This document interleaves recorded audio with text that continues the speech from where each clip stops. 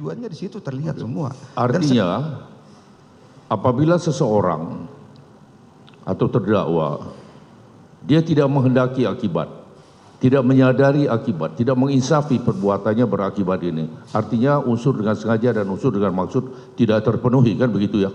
Ya dengan sendirinya kalau memang tidak dengan sendirinya. Gitu ya? Okay. Dengan sendirinya.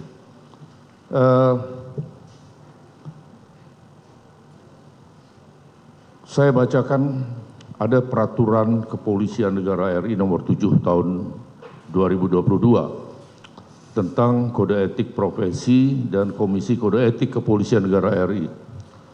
Pada bab 1 ketentuan umum, pasal 1 angka 14, tertulis dan coba saya kutip, atasan adalah setiap pejabat Polri karena pangkat atau jabatannya berkedudukan lebih tinggi dari anggota yang dipimpin.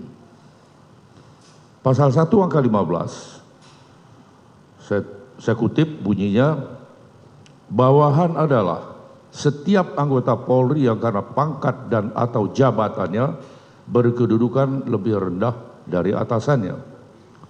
Selanjutnya di pasal 11 ayat 2 tertulis, setiap pejabat Polri yang berkedudukan sebagai bawahan dilarang melawan atau menentang atasannya. Selanjutnya, ada satu peraturan Kadif Propam nomor 1 tahun 2015. Pada pasal 8 huruf F, saya kutip bunyinya seperti ini. Anggota Polri pengemban fungsi paminal dalam melaksanakan tugas penyelidikan berwenang. A. Mengamankan sementara dan atau mengamankan sementara orang dan atau barang untuk kepentingan keamanan maupun penyelidikan. Artinya di sini yang saya ketengahkan adalah kewenangan Paminal dan Propam untuk melakukan pengamanan terhadap barang. Kemudian terkait dengan ketentuan itu tadi, pertanyaan saya, ketika seorang anggota Propam dengan jabatan sebagai kepala detasemen melakukan pengamanan dalam satu peristiwa yang menyangkut anggota Polri. Dalam melakukan pengamanan itu, kepala divisi A, kepala detasemen A itu tadi memerintahkan kepada orang yang pangkatnya lebih rendah untuk mengamankan DVR dan koordinasikan dengan Polres Jakarta Selatan, dalam hal ini fungsi reserse.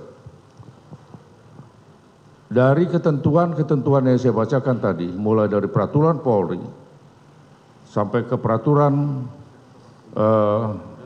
Kadif Propam, apakah perbuatan seseorang yang mempunyai jabatan seperti itu datang ke satu tempat yang diduga atau yang heboh secara nasional pada saat itu, ada terjadi tembak-menembak antara sesama anggota Polri, kemudian dia memberi perintah, apakah perintah itu sah?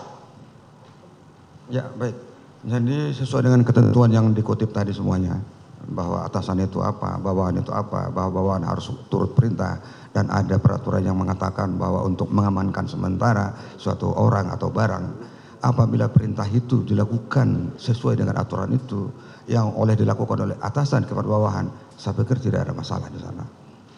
Apabila dilakukan sesuai dengan seperti itu. Sesuai dengan aturan ya? Aturan yang disebutkan tadi. Demikian yang mulia. Baik. Aturan-aturannya sudah saya bacakan tadi. Artinya perintah yang dilaksanakan itu sah ya. Berwenang dia memberikan perintah ya. Karena dasar hukumnya sudah saya bacakan. Ya, tadi sudah saya sampaikan. Ya. Ya. Iya, saudara jawab tadi. Siap. Ya, artinya perintahnya itu pun juga harus sesuai dengan aturan. Oh iya tentunya. Kalau Kan sudah, seperti itu, sudah kan? sesuai, iya saya pikir tidak Nah, kalau masalah. gitu pertanyaannya dalam hal apa bawahan yang harus menuruti perintah tadi bisa dia itu tidak menjalankan. Katakanlah misalnya diperintahkan untuk menembak. Ya. Yang bukan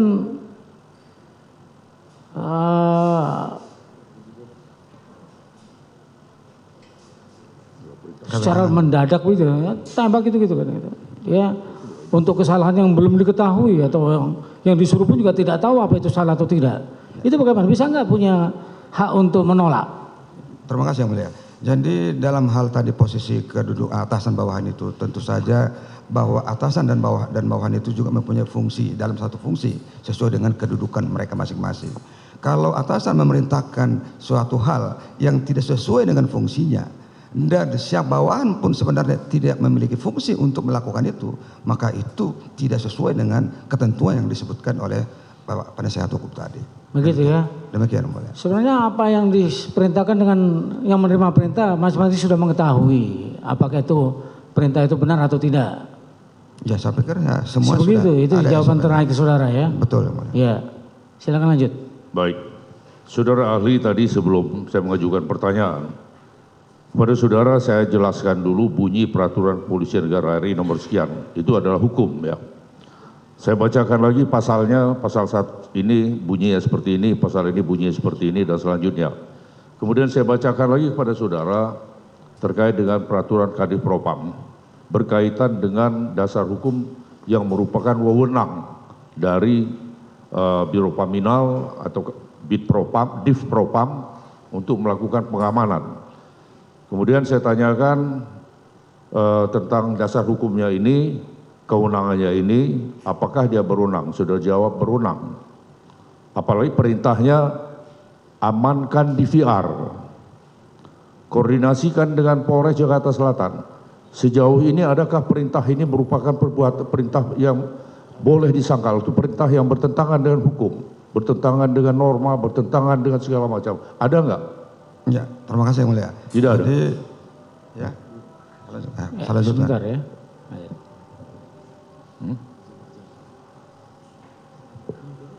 Apa berhenti dulu?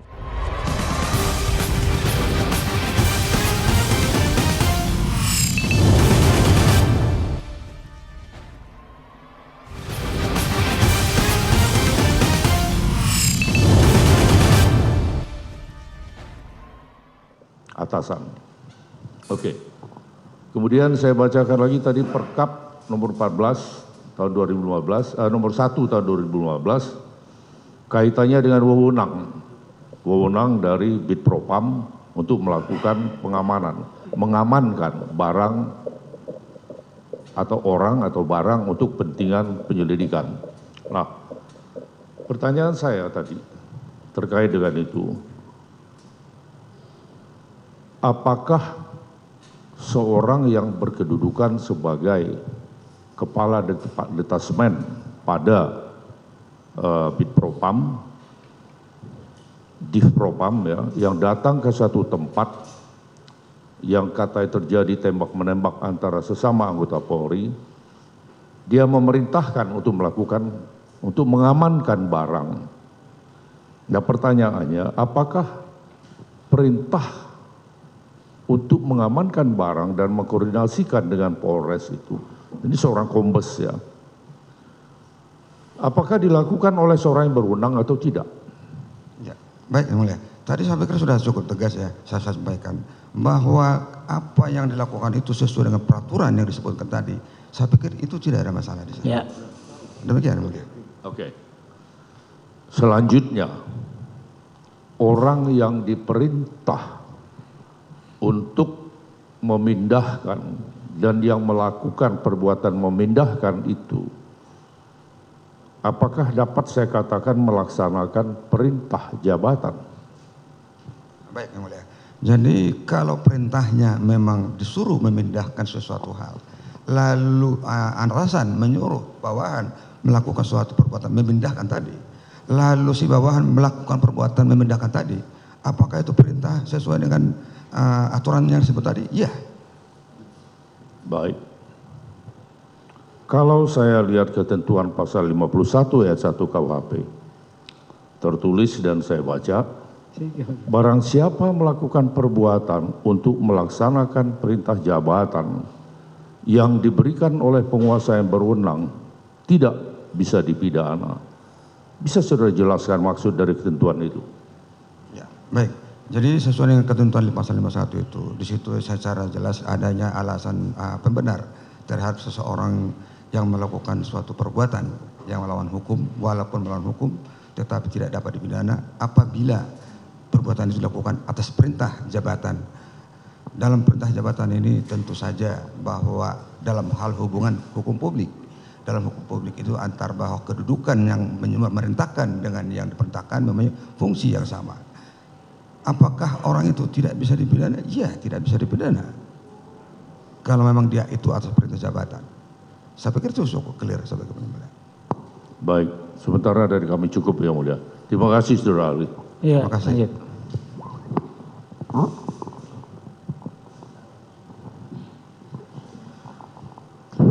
Terima kasih yang mulia, izin melanjutkan. Saudara ahli, apakah saudara ahli pernah mengambil studi atau mengikuti studi tentang ITE? Maksudnya mengikuti seminar gitu? Pelatihan atau apapun? Oh iya, tidak pernah. Tidak pernah. Apakah ahli berpengalaman menjadi ahli ITE? Cukup banyak. Cukup banyak. Baik.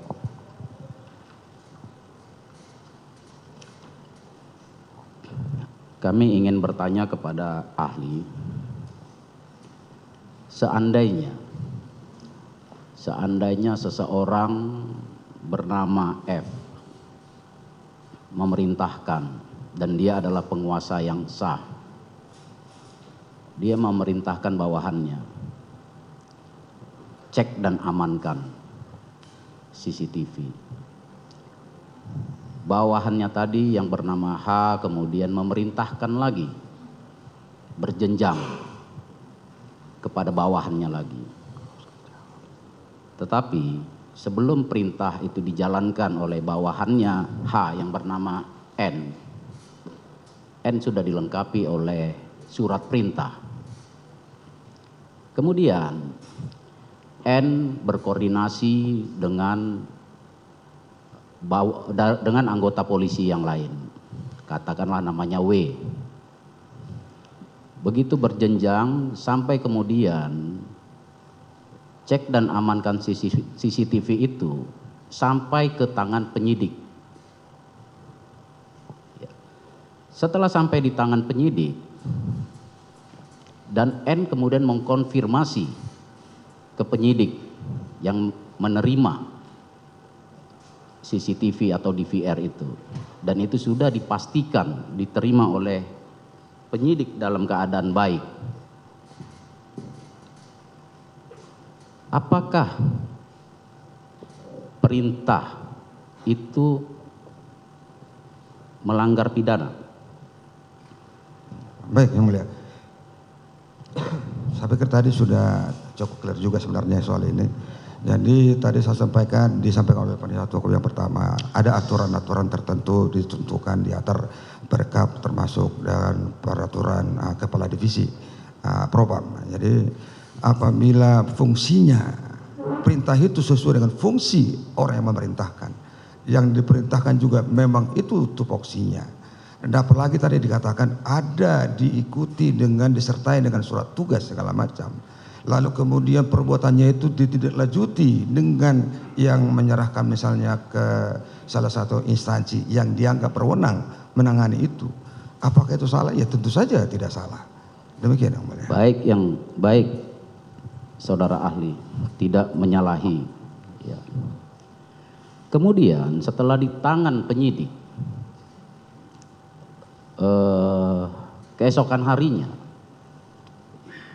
pemberi perintah awal yaitu F kemudian memerintahkan lagi bawahannya yang lain yang tidak ada dalam perintah pertama tadi untuk mengambil dari tangan penyidik dengan maksud adalah untuk merusak. Sedangkan yang tadi, perintah pertama tadi itu adalah untuk cek dan amankan CCTV. Perintah kedua itu untuk memang sudah punya niat untuk merusak. Apakah N bisa dikenakan pidana atas perintah kedua tersebut? Ya, karena perintah kedua tidak ada hubungannya dengan yang pertama, tentu saja tidak ada kaitannya terhadap dia. Baik, Yang Mulia. Baik.